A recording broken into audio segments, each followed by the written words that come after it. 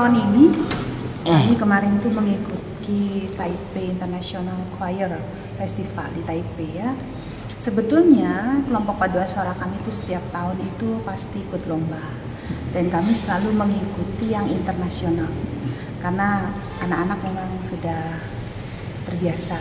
Tahun lalu kami ke Korea, itu juga dapat, cuman saya ingatnya itu gold medal dengan rank berapa. Kalau yang tahun ini kami dapatnya itu kategori female itu juara 3, lalu dapat medali emas. Sementara kalau kategori youth itu campuran putra putri itu kita dapatnya medali perak. Medali perak.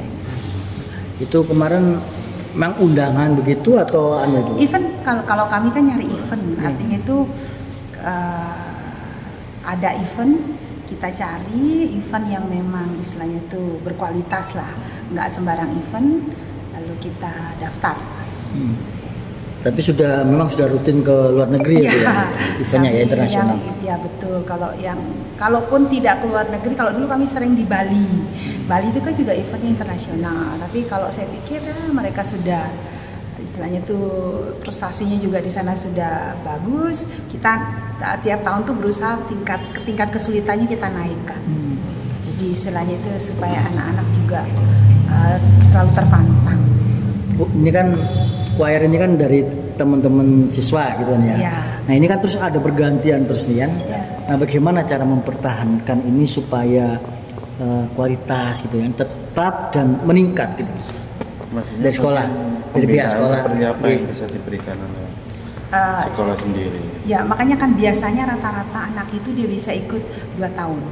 Kalau yang tahun pertama dia kelas 1 kan dia belum bisa ya karena dia baru masuk. Nanti dia kelas 2, kelas 3 kan dia terus. Jadi memang akhirnya rekrut anggota baru terus. Seperti itu. Dan kalau untuk pembinaannya sendiri seperti apa Ibu? Latihan tentunya ini kan ekstrakurikuler sebetulnya. Tapi kalau ekstrakurikuler kan pertemuannya seminggu 2 kali ya. Tapi kalau sudah mendekati lomba itu mereka bisa latihannya hampir setiap hari. Kayak kemarin anak-anak memutuskan sendiri mereka tidak mau libur, jadi mereka latihan setiap hari pada saat yang libur bulan Juni. Kalau boleh tahu yang kemarin itu lagu apa yang dinyanyikan? Dari Indonesia apa dari luar? Dari luar. Nanti Pak Hendras yang judul lagu minta ke Pak Wahyu ya. Ada mereka menyanyikan 6 lagu. Dan ada satu yang Regina Salve Regina ya. 34 itu 10 ya. putra, 24 putri. 10 putra dan 24 putri. Bu, kalau ini memang ini ya Pak, sangat konsen sekali ya dalam pembinaan profesi terkait choir. Masuk ini. Apakah menjadi salah satu daya tarik juga memang? Ya, itu menjadi salah satu kebanggaan dan nilai plusnya sekolah kami. Beberapa anak itu memang masuk ke sini kalau saya tanya karena choirnya. Ada prestis tersendiri juga Bu ya? Iya. Sudah mulai kapan mungkin berdirinya atau mungkin 2014 kami mengawali 2014. Waktu itu kami lebih banyak ke lomba internasionalnya itu ke Bali. Karena di Bali itu ada Bali Internasional. Choir itu juga itu, tapi anak waktu itu langsung dapat emas sih. Awal dulu sudah langsung dapat emas. Itu tuh yang fokus ke internasional tuh sejak umur berapa Bu? Sejak sudah berdiri berapa tahun langsung fokus ke internasional atau sejak awal? Begitu awal. Ya? Saya langsung ikutkan mereka ke internasional. Hanya ketagihan ya? Akhirnya ketagihan betul. Dan setiap tahun kan harus ada event yang seperti ini kan mereka pulang, kita udah ngerancang nih tahun depan kita mau kemana. Nah, jadi kan rekrutnya itu kan nggak bisa, latihan ini kan nggak bisa hanya 1-2 bulan. Berarti yang kemarin ini tingkat umum apa tingkat siswa? Dia ada beberapa kategori. Ada anak, ada umum, ada siswa. Nah kami ikut yang kategori yang umur anak ini masuk.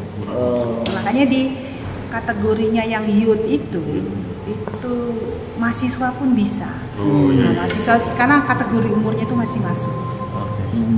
Berarti kemarin juga ini Bu ya, pesaing mereka juga banyak kelompok usia yang lebih tinggi ya? Ya ada, betul. Kalau untuk prestasinya sendiri selama ini mungkin berapa?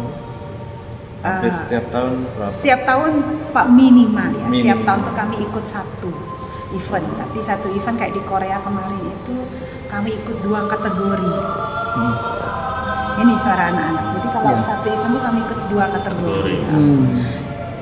Tahun ini kami ikut juga 2 kategori. Biasanya kan ya yang ikut anaknya kurang lebih 30-an gitu, tapi kami bisa ikut 2 kategori. Kalau eventnya satu biasanya, karena kan mahal lah. Satu aja tuh udah butuh biaya yang cukup besar. Bu, itu untuk karena ini kan sudah punya prestasi yang internasional, kemudian juga sudah menjadi added value buat sekolah ya. Ini lebih kira-kira untuk masuk ke sana itu rebutan nggak sesuai untuk masuk jadi anggota choir itu sendiri? Ada seleksi. Seleksinya jadi bagaimana? untuk kan kami punya ekstra paduan suara. Kalau kami buka event, misalnya gini, kami mengumumkan ada event lomba di Taipei misalnya. Siapa yang mau bergabung nanti di audisi. Nanti di audisi kita pilih sesuai dengan kebutuhan. Jadi per event begitu ya? Per event kita audisi. Dari total anggota begitu. Jadi kan kadang-kadang ada event yang dia menentukan, kayak event yang di Osaka dia minta itu 24 anak. Kami tahun depan mungkin tahun depan kami akan ke Osaka itu. Nah, kalau yang itu dia tetapkan 24 paling banyak. Jadi nggak bisa lebih.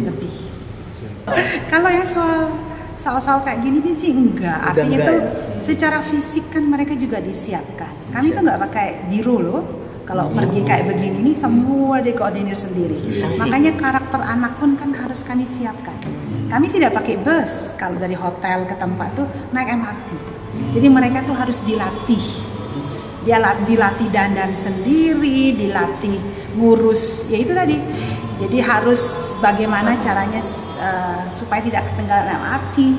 Jadi ketepatan jam kan sangat dituntut. Mereka Brawijaya terutama itu gampang nembus ya. Yang beberapa alumni kami itu alumninya Padus ini banyak di Brawijaya. Seringkali kalau ada event dia kadang-kadang ikut bantu misalnya. Supporting. Ya, dia ini. Kalau di dalam kota pun kalau kita butuh misalnya kayak kemarin kami pernah lomba di Surabaya, kami butuh ayo bantu ngerias adik-adiknya, mereka yang datang. Alumni